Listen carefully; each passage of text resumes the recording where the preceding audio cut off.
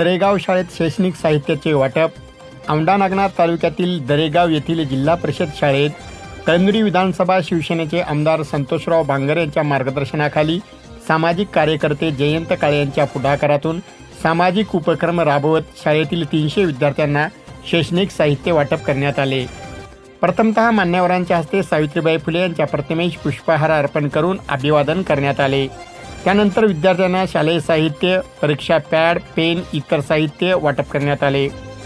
जयवंत काळे यांनी पहिलेपासूनच शिक्षणाची आवड असल्याने त्यांनी हा सामाजिक उपक्रम हाती घेतला आहे.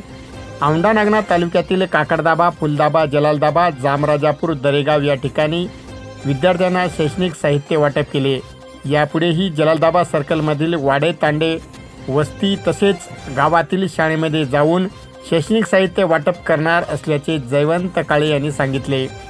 यावेळी जयवंत बळीराम काळे, प्रल्हाद डोरले, बंडू पोले, विठ्ठल काळे, राहुल नागरे, पांडुरंग पोले, प्रकाश पोले, शशीराव राठोड, रामराव ससाने, शंकर मुरकुटे, सुभाष डोरले, बाळू सरकटे, ज्ञानदेव मुकाडे, रामचंद्र काळे, पांडुरंग मगर, निलेश होनाळे, क्रांती काळे, कांचन माकणे, रुपाली परतवाग, पूजा रणखांबे, नागेश आसोरे, आशा नाईक, नागनाथ गोड, छत्रकुंड खोकले याच्यासह शिक्षकवृंद व विद्यार्थी यांची यावेळी उपस्थिती होती.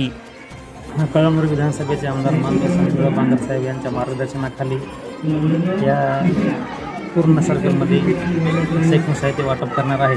आता या ठिकाणी आम्ही काल परवा फुलदाबा, काकडदाबा, जलालदाबा आणि आता सध्या दरेगाव या ठिकाणी एक शैक्षणिक साहित्य म्हणून आम्ही सर्व विद्यार्थ्यांना पॅड वाटप करण्यात आलेले आहे.